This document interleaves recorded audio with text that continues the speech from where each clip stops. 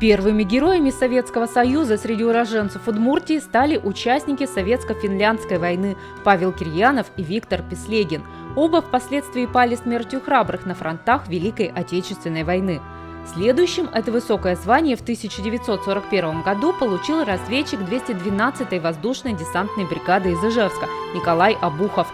8 сентября, находясь на боевом задании, он попал в окружение. Гранатой уничтожил группу немецко-фашистских солдат и оторвался от преследователей.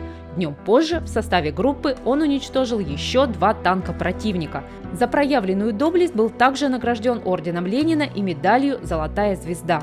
3 апреля 1942 года за образцовое выполнение боевых заданий звание Героя Советского Союза присвоено командиру подводной лодки М-171 Валентину Старикову, уроженцу города Сарапула.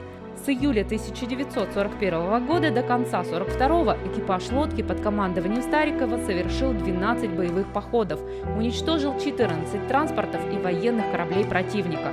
Победу Валентин Георгиевич встретил на Черном море.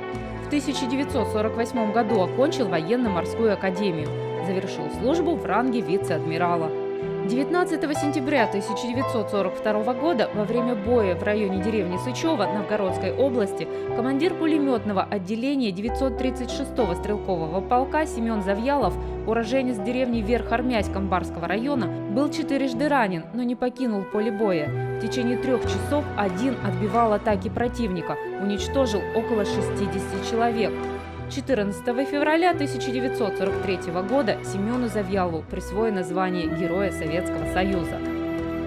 На этой фотографии изображен один из наших летчиков, летчик-истребитель, капитан Тюлькин, который в мае 1945 года отличился сразу в 2 боевых операциях.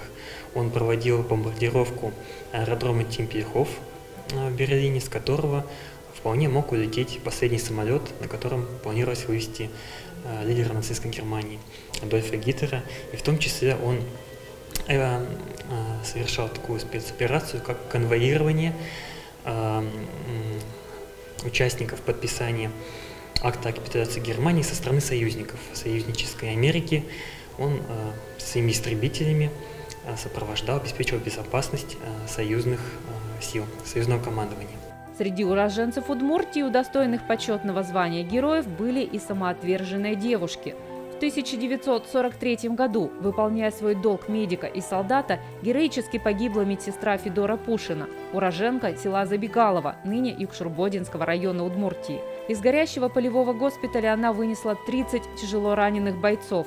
Сама же спастись не смогла, скончалась от тяжелых ран и ожогов.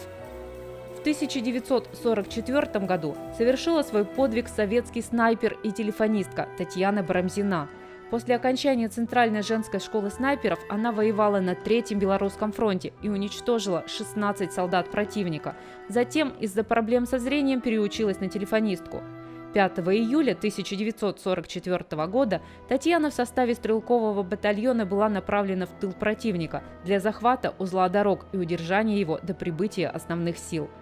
На марше батальон столкнулся с превосходящими силами противника и был разбит. Имея возможность к отступлению, Татьяна не смогла оставить раненых в зоне огня и до последнего защищала блиндаж с теми, кто не мог передвигаться. В итоге была схвачена и жестоко убита. Всего звания Героев Советского Союза были удостоены 98 уроженцев республики. Истории их ратного подвига отразили в своих работах ученые и писатели региона. Среди них Степан Зубарев и Иван Кулемин, проводившие большую работу по выявлению сведений о героях Советского Союза, кавалерах орденов Ленина и Славы, уроженцах края. Хотите знать больше? Оставайтесь с проектом «Про 100 лет Удмуртии».